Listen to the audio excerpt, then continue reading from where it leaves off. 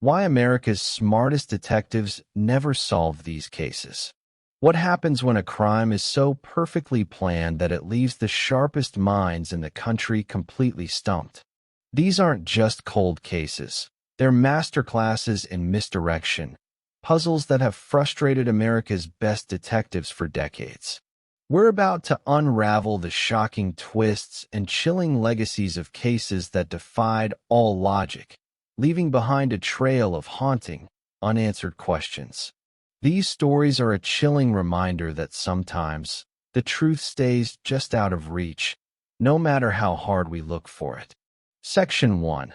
The Phantom of the Night, the Zodiac Killer. Northern California, the late 1960s. It was the era of counterculture, peace, and love. But under the surface of this social revolution, a shadow was falling. A phantom who would terrorize the Bay Area and write his name into the history of American crime. He called himself the Zodiac, and his reign of terror wasn't just a string of brutal murders. It was psychological warfare. His confirmed attacks began on December 20th, 1968, on a remote lover's lane in Benicia. High school students Betty Lou Jensen and David Faraday were on their first date when they were shot and killed. It was a sudden, senseless act of violence that baffled local police. There was no clear motive, no witnesses, just the cold reality of two young lives cut short. For months, the case stalled. Then, 7 months later, the killer struck again. Darlene Ferrin and Mike Mageau were attacked in a Vallejo parking lot. Darlene died, but Mike, despite being shot multiple times, survived. And this time, the killer changed the game. He picked up the phone. Just before 1 a.m., a call came into the Vallejo Police Department. A man's calm, monotone voice said, "I wish to report a murder. No, a double murder. They are 2 miles east of Columbus Parkway. They were in a brown car. They were shot with a 9mm Luger. I also killed those kids last year. Goodbye." The voice was flat, emotionless, and terrifyingly precise. But this was only the beginning. On August 1st, 1969, 3 newspapers, the Vallejo Times-Herald, the San Francisco Chronicle, and the San Francisco Examiner, each got a handwritten letter. The author claimed credit for the shootings, including details only the killer could know. But it was the rest of the letter that set the stage for the mystery. Each one contained 1/3 of a 408-symbol cryptogram. The killer demanded they be printed on the front page, or he'd go on a kill rampage. He signed off with a cross-circle symbol that would become synonymous with fear. The press and the police were now just pawns in his twisted game. The smartest minds from the FBI and NSA were brought in to crack the code. The pressure was enormous. The public was terrified, and the killer was holding the city hostage. Just 1 week later, a high school teacher and his wife, Donald and Betty Harden, did what the experts couldn't. They cracked it. The message was horrifying. "I like killing people because it is so much fun," it began. "It is more fun than killing wild game in the forest because man is the most dangerous animal of all." The cipher didn't reveal his name, like he'd promised. It was a taunt. The Zodiac had outsmarted them all. The investigation grew into one of the largest in California's history, though the San Francisco Police Department would officially mark the case inactive in 2004 before quietly reopening it a few years later. Detectives chased leads and interviewed thousands, yet the Zodiac remained a ghost. He kept attacking, stabbing college students Brian Hartnell and Cecilia Shepard at Lake Berryessa. Cecilia died from her injuries 2 days later. Then he shot and killed a cab driver, Paul Stein, right in the heart of San Francisco. This last murder should have been his downfall. It was his most brazen attack yet. And he got lucky. When police arrived, they mistakenly broadcast a description of the suspect as a black male. 2 officers actually passed a white man walking away from the scene, but let him go because he didn't match the description. The Zodiac himself would later mock this blunder in a letter, claiming the police had stopped and spoken to him. He then mailed a piece of Paul Stein's blood-soaked shirt to the San Francisco Chronicle as proof. The letters kept coming for years, filled with more ciphers, bizarre claims, and threats. He claimed as many as 37 victims, though some researchers believe his first attack may have been years earlier with the 1966 murder of Sherry Jo Bates, a link the Zodiac himself claimed but was never proven. He threatened to shoot up a school bus. He sent a detailed diagram of a bomb. Each letter was a new clue, a new puzzle, and a new dead end. Police had handwriting samples, fingerprints, and a physical description. They even developed a partial DNA profile from the saliva on the stamps. But the results have always been inconclusive. They had a prime suspect, Arthur Lee Allen, but the evidence never stuck. The fingerprints didn't match, and the handwriting was ruled out. Over the decades, investigators have looked at more than 2,500 suspects. So why was he never caught? Maybe it was a mix of luck, police errors, and a terrifyingly smart approach to his crimes. He left a trail of breadcrumbs designed to confuse and mislead, exploiting police procedures. He created a puzzle so complex that even today, we're all still trying to put the pieces together. The real question isn't just who he was, but how one man could hold an entire city in a grip of fear and then just vanish. Section 2. The Heist of the Century, the Isabella Stewart Gardner Museum. In the world of high-stakes crime, there are thefts, and then there's the Isabella Stewart Gardner Museum heist. This wasn't just a robbery. It was an assault on art, culture, and history itself. It's still the largest single-property crime in the world, a stunningly bold act that has stumped the FBI for more than 3 decades. The masterpieces they took are valued at over $500 million. But their cultural worth is immeasurable.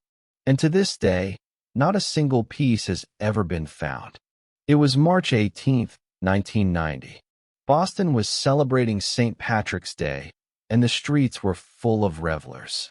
Inside the ornate walls of the Gardner Museum, all was quiet. 2 young security guards were on duty. At 1:24 a.m., a buzzer rang. 2 men dressed as Boston police officers were at the side entrance, claiming they were responding to a disturbance. This was the fatal mistake. Museum rules were clear: no one gets in after hours. No exceptions. But the guards were young, and the uniforms were convincing. They broke protocol and opened the door. The officers quickly overpowered both guards, cuffed them, and dragged them to the basement, taping them to pipes. For the next 81 minutes, the thieves had the run of the place, completely alone in a palace filled with priceless treasures. But what they did next was strange. They didn't just grab the most valuable art and run. Their choices were bizarre. They went straight to the Dutch room and brutally cut 2 of Rembrandt's most famous works right out of their frames: Christ in the Storm on the Sea of Galilee, his only known seascape, and A Lady and Gentleman in Black. They also took Vermeer's The Concert, one of only 34 of his paintings in existence, and considered the most valuable stolen painting on the planet. Their path through the museum was erratic.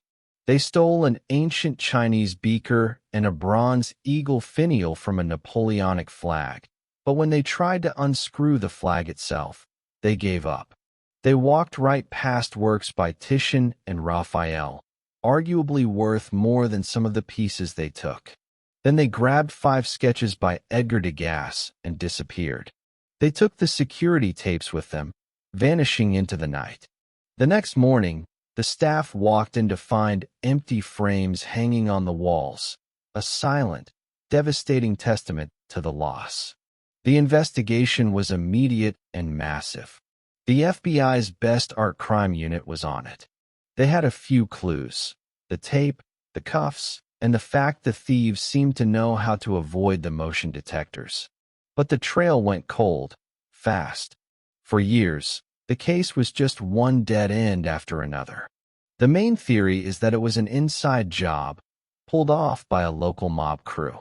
The FBI has even publicly identified their prime suspects, all local criminals with ties to the mafia. But all of them died within a year of being named.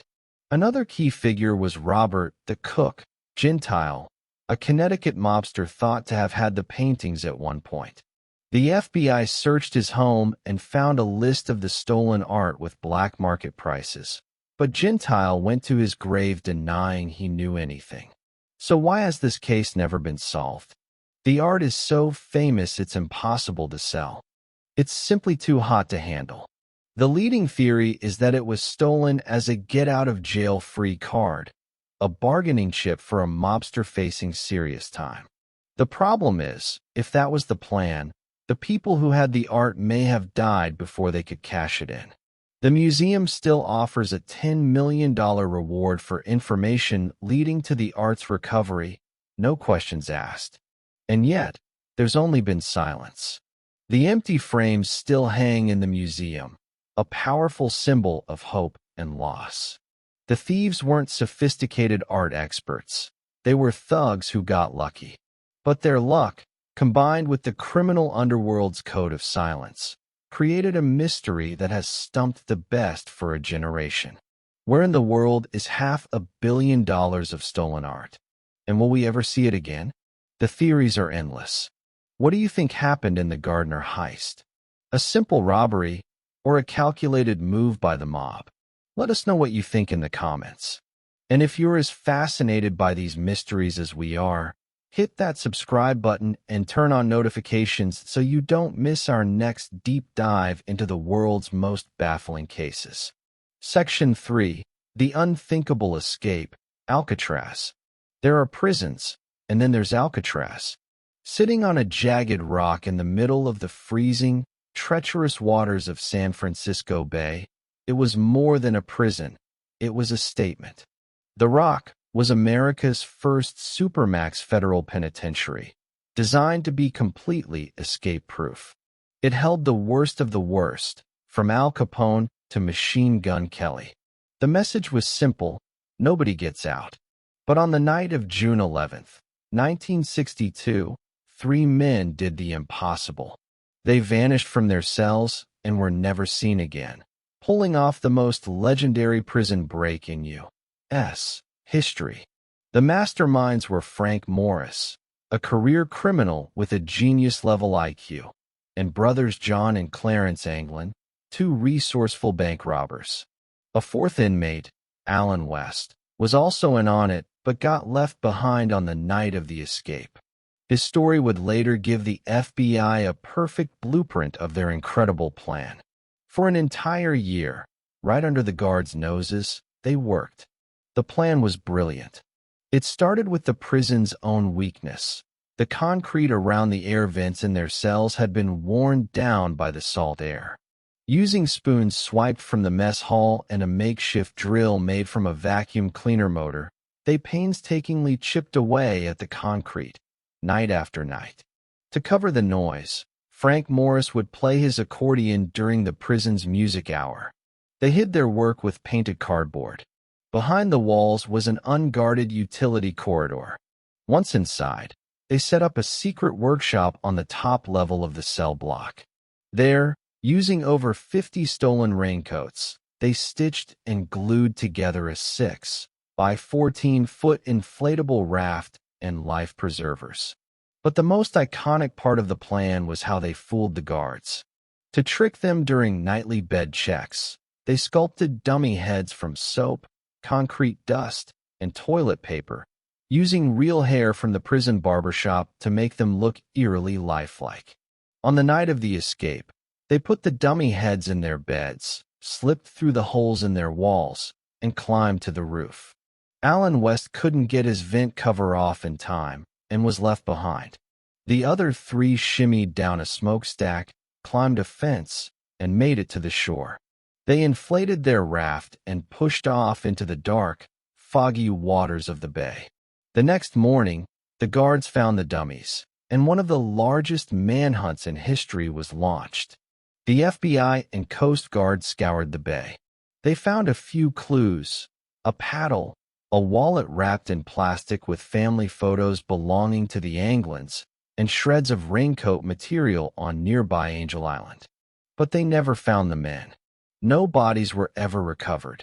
After a 17-year investigation, the FBI officially concluded that the men drowned in the bay's frigid currents. The case was closed in 1979, but the story was far from over. The lack of bodies fueled endless debate. Did they actually make it? For decades, the Anglin brothers' family insisted they had, claiming they received postcards from them over the years. Then, in 2013, the family shared a photograph, supposedly taken in Brazil in the 1970s, showing two men who looked shockingly similar to John and Clarence. A forensic expert concluded it was highly likely to be them. The family also shared a story from a friend who claimed he met the brothers in Brazil and that they'd survived. So what's the truth? Did three men, armed with little more than spoons and raincoats, defeat the most secure prison ever built? Or did they die in the unforgiving waters of the bay? The FBI officially says they drowned, but without proof, the mystery lives on. It was a masterclass in audacity. The escape plan was brilliant in its simplicity and execution, and it captures our imagination because it's the ultimate underdog story. The idea that even when facing impossible odds, the human spirit can find a way to be free. They didn't just escape a prison. They escaped history itself, leaving everyone to wonder for more than half a century. Did they get away with it? Section 4. America's Unknown Child, the Boy in the Box. Some mysteries are built on complex clues and cunning criminals. Others are defined by a deep, haunting silence. For 65 years, one such case horrified Philadelphia. It was the case of the boy in the box, a young child found dead and discarded, his name, his story, and his killer a complete blank. He was called America's Unknown Child, and his identity became one of the nation's most heartbreaking cold cases. But this is a story with a modern twist, where science finally broke through the darkness and gave a name to the boy, even as the biggest questions still remain. On February 25, 1957, a college student found a large cardboard box in a wooded area in Philadelphia. Inside, wrapped in a plaid blanket, was the naked, bruised body of a small boy between 4 and 6 years old. He was severely malnourished, and his body showed signs of terrible trauma. His hair had been recently and crudely cut. The box itself was a clue. It once held a bassinet sold at a local JCPenney. The Philadelphia police launched a massive investigation. They printed hundreds of thousands of posters with the boy's face. His picture was in newspapers and on TV. The city was obsessed with the case. Surely, someone would recognize him. A parent, a relative, a neighbor. But no one came forward. No missing person report ever matched his description. It was as if the boy had simply never existed. Over the years, detectives chased thousands of dead-end leads. One theory pointed to a nearby foster home, but was ruled out. Another came from a woman who claimed her abusive mother had bought the boy and killed him, but her story could never be proven. Psychics, deathbed confessions, endless theories. Nothing led to an answer. The case went cold, but it was never forgotten by a team of dedicated detectives, both active and retired, who were determined to give the boy his name back. For decades, they were stumped. Then came a breakthrough the original investigators could have never dreamed of: genetic genealogy. In 2019, the boy's body was exhumed, and forensic scientists were finally able to build a genetic profile. They uploaded it to public genealogy databases, searching for any match, no matter how distant. And they found one, a second cousin. From that single link, genealogists spent 2.5 years painstakingly building a family tree. In December 2022, nearly 66 years after his body was found, the Philadelphia police announced that the boy in the box finally had a name: Joseph Augustus Sorelli. He was born on January 13, 1953, and was 4 years old when he died. Investigators identified his birth parents, both now deceased, and discovered that Joseph had living siblings who never even knew he existed. For 65 years, a family had a missing piece they didn't know was gone. A new headstone was placed on his grave, bearing his name and picture, finally restoring the identity that was stolen from him. But this incredible breakthrough was only a partial victory. We now know who he was. The mystery that remains is, who killed Joseph Augustus Sorelli and why? The identification has opened new doors, but it's an uphill battle. Anyone involved would be in their 80s or 90s by now, if they're still alive. Police have said they have suspicions, but the trail is incredibly cold. The story of Joseph Augustus Sorelli is a powerful testament to police persistence and the incredible power of science. But it's also a chilling reminder that even when a name is restored, justice can remain out of reach. For so long, the case was stumped because it lacked the most basic starting point: an identity. Now, with his name back, investigators hope someone, somewhere, will finally give him the one thing he still doesn't have: justice. The Zodiac's taunting ciphers, the empty frames in the Gardner Museum, the ghostly figures of the Alcatraz escapees, and the new name on the grave of a once unknown boy. These cases are more than just unsolved files. They're masterclasses in mystery, each a unique puzzle that pushed law enforcement to its absolute limit. They show us that a brilliant mind can be a detective's worst enemy, that a code of silence can be stronger than a prison wall, and that sometimes the simplest crimes are the hardest to solve.